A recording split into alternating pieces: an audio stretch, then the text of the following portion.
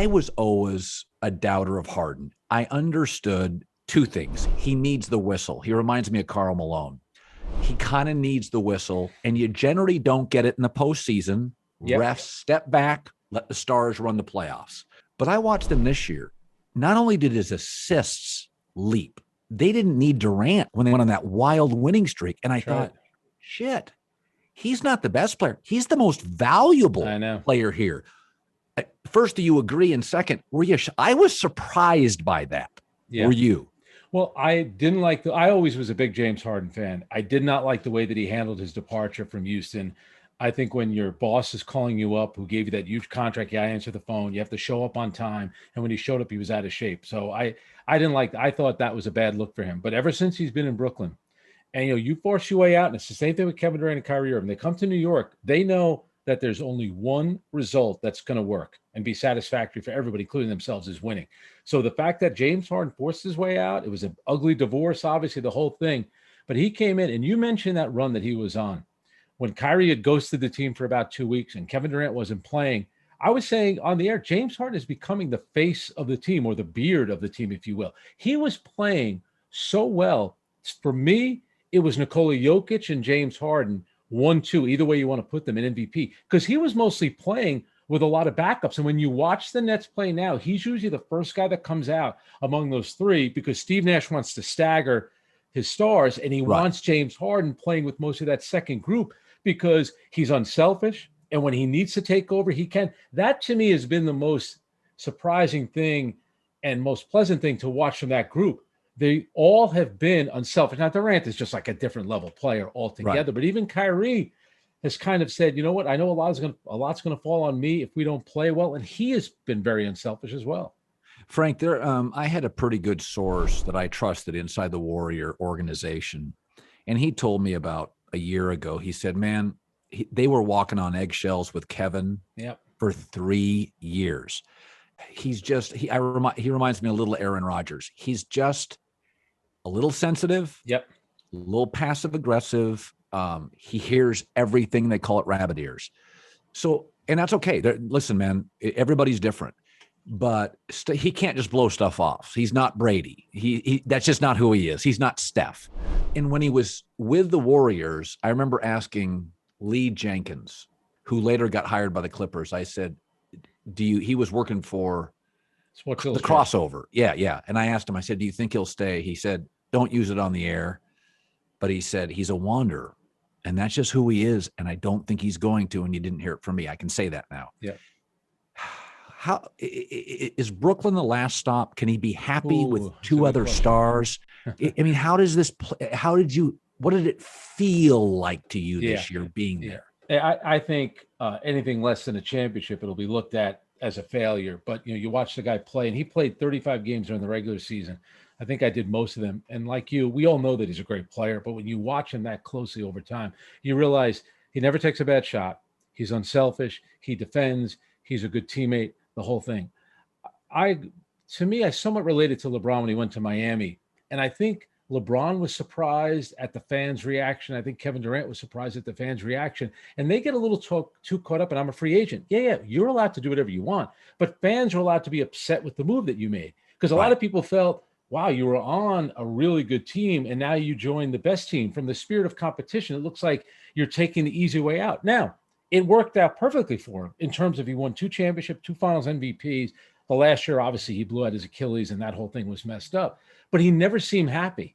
And I think part of the reason he wasn't happy, because he looked at it, all right, I got my championship, I won, but people still don't view me as that superstar player because I went with this ensemble group in Golden State that had already won. Now, he's with an ensemble cast in Brooklyn, but except for Kyrie as a number 2 to LeBron, those guys really haven't won yet. So I think he wanted to distance himself probably from the Western Conference, obviously from the Warriors.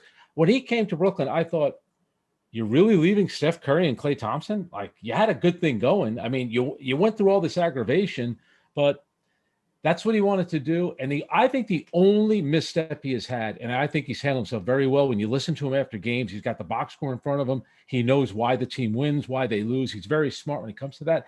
I was a little surprised at the social media stuff, that he still gets a little involved in that. To me, it's beneath him. He's too big of a superstar. Like, I don't know, does Tom Brady get involved in that stuff? I just don't. Does Tiger Woods? You're at such a different level. Like, why even let knuckleheads like me engage people on social media? You don't need to do that.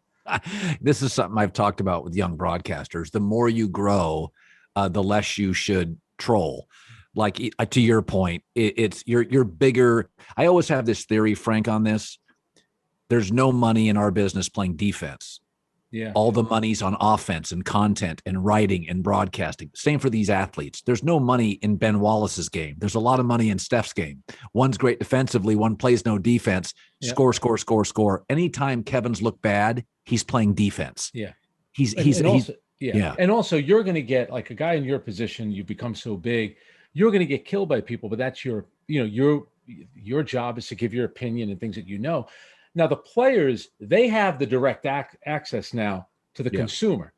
So they can go back at you. And I think that's why a lot of people in our business have become a little gun shy. I think that's very true of people that cover these teams, because the currency for the players is access. So there's a little bit of a threat. You want to mess with me? You'll see what happens. So I think the job in the media has changed a little bit, where a lot of the people are a little too concerned about access. I think if you tell the truth and you're not taking cheap shots at people, if you could stand by what you said or what you've written, then, to me, that's good enough. That's going to make some guys angry, because guess what, Colin? If you're doing your job, there's going to be people upset with you.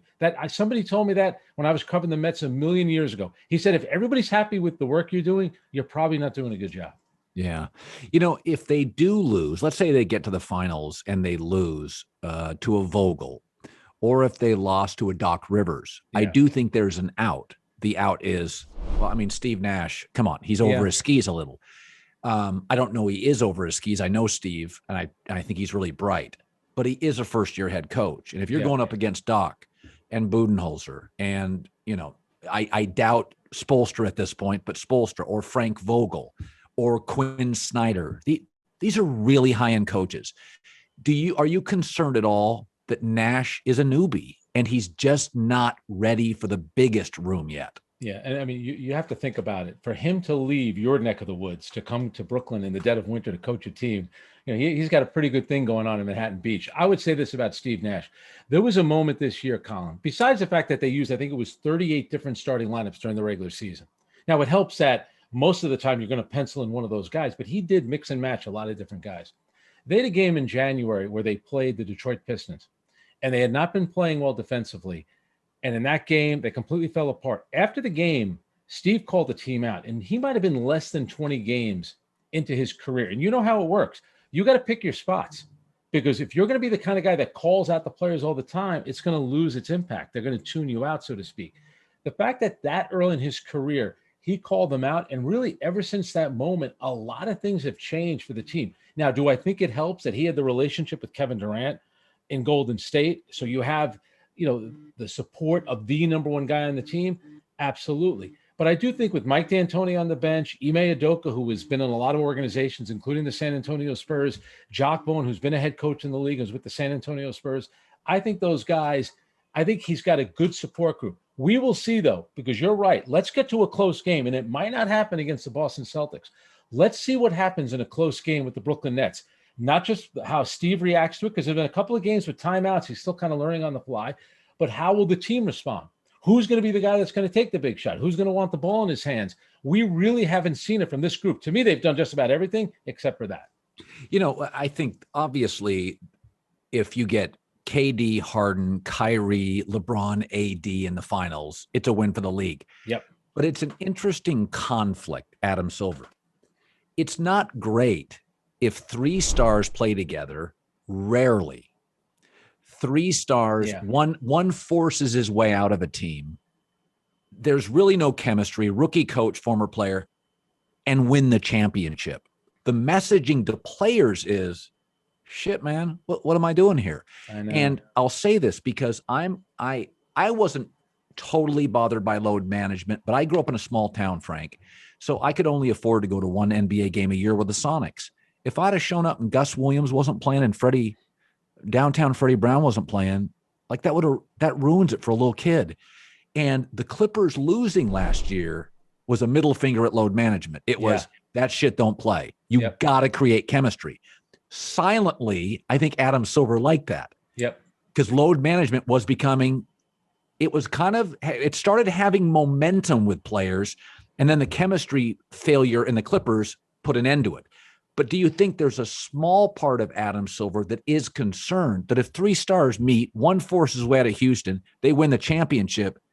A lot of these star players are like, get me out of Minnesota, get me out of Memphis, get me out of New Orleans. I know. That's why it's hard not to root for guys like Damian Lillard, who's a great player, and right now is in Portland, and obviously Giannis Antetokounmpo, who is an unbelievable guy, unbelievable worker, and he decided, now listen, they're not doing it for free. I'm not trying to sit here and tell you they're doing charity work. They got a ton of money, but that was actually nice to see. The one thing about these guys coming together, like you said, I don't like the way, especially Harden forcing his way out. But similar to what Kawhi Leonard did when he left Toronto, and he was a free agent, but the whole thing with player empowerment. And everyone, a lot of people, it's so great that the players are taking ownership of their careers and things like that. Yeah, because there's no downside. When things fell apart for the Clippers, Doc Rivers got fired. Not Kawhi Leonard, who said, trade this guy, this guy, this guy, all these draft picks because we need to get Paul George. So when Paul George didn't come through, the whole thing with player empowerment, Doc Rivers, they all said, it's your fault, Doc. So you were talking about Steve Nash. That in a lot of ways will be the easy out for the players. Yes. Well, hey, I've been to the finals before and I won. Steve Nash never went to the finals as a player, and this is his first year as a coach. So don't really put it on us. We obviously have the talent here, and I think that's part of it. And that's why, it's funny with football. Tom Brady went to Tampa, but it may be because of his age. I still don't think that's going to be the dawn of a new era in the NFL where guys are going to start moving around. But it's a problem in the NBA. But guess what? Blame the fans, blame the media, because we were the ones that told Reggie Miller and Patrick Ewing and Stockton and Malone and Charles Barkley, you're a loser because you didn't win a championship. So now the players are all right, this is what to be called the winner, I got to win. So Kevin Durant goes and joins the Golden State Warriors. LeBron arranges it so he goes to Miami with the group that he has. So here we are in this whole generation of forming teams and trying to win championships.